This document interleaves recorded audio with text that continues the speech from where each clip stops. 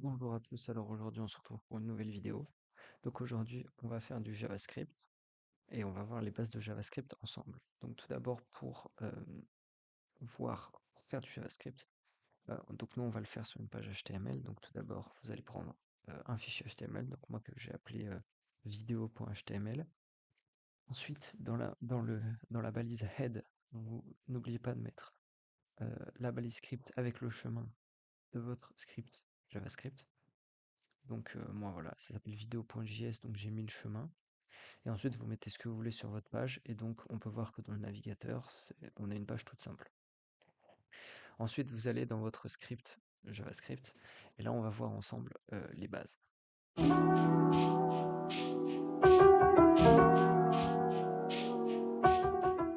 Pour afficher un message, on va d'abord utiliser alerte et on va mettre un message, donc bonjour. Ensuite on retourne sur notre navigateur, donc on voit qu'il clignote en rouge. Et donc vous voyez qui vous met le message bonjour. Mais sauf que en général, c'est pas trop utilisé parce que ces pop-ups sont quand même assez pénibles. Donc hop, on va mettre en commentaire.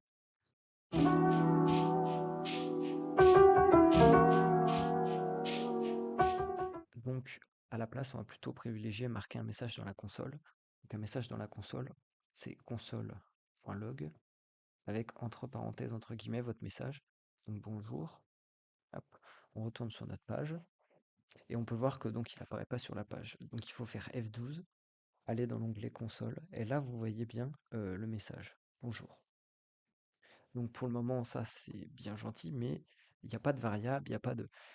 Donc on va voir comment initialiser des variables.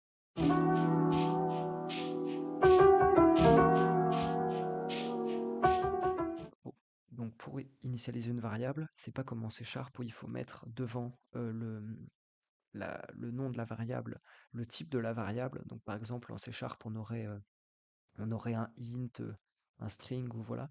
Là, pas du tout, on met juste var pour montrer que c'est une variable et après vous mettez le nom de la variable. Donc là, j'ai pris deux nombres, donc j'ai mis A et B, mais on va plutôt mettre nombre 1 et nombre 2. Donc j'ai mis nombre 1 et nombre 2. Donc le premier est initialisé à 5 et le deuxième on va mettre à 10. Donc là j'ai initialisé 4 variables qui pour le moment sont vides. Donc addition, soustraction, multiplication et division. Donc on va faire des opérations sur des variables numériques.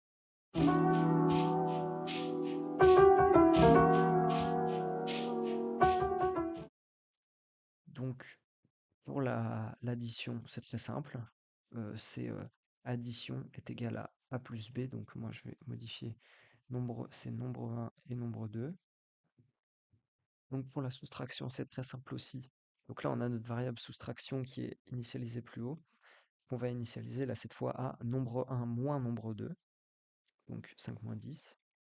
Pour la multiplication ensuite, c'est très simple. On fait le même procédé, sauf que c'est pas un moins ou un plus qu'on met, cette fois c'est une étoile, donc qui est le signe multiplié. Ça marche par exemple aussi en Python, par exemple, c'est aussi une étoile. Et ensuite, la dernière opération, la division. Donc là, cette fois, c'est pas les signes précédents, c'est un slash. Donc le nombre 1 divisé par le nombre 2. Et ensuite, à la fin, donc j'ai fait afficher les résultats précédents. Mais on pourrait, moi j'ai mis plusieurs console.log, mais on pourrait simplifier et n'en mettre qu'un et mettre à la suite les résultats, mais c'était pour qu'on voit un peu mieux. Donc ensuite, donc là, voilà, addition, soustraction, multiplication, division.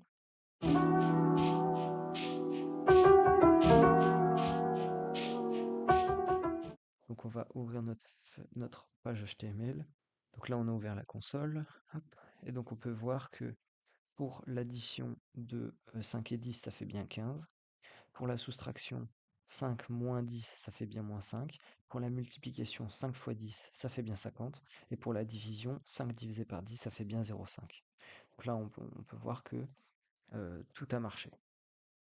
Donc voilà, c'était tout pour ce petit tuto. On fera d'autres vidéos sur le sujet si ça vous intéresse. Et je pense bientôt faire un tuto HTML et pourquoi pas CSS et d'autres langages de programmation. Faites-le moi savoir si vous voulez voir ces vidéos sortir. Et je vous dis à la prochaine pour une nouvelle vidéo.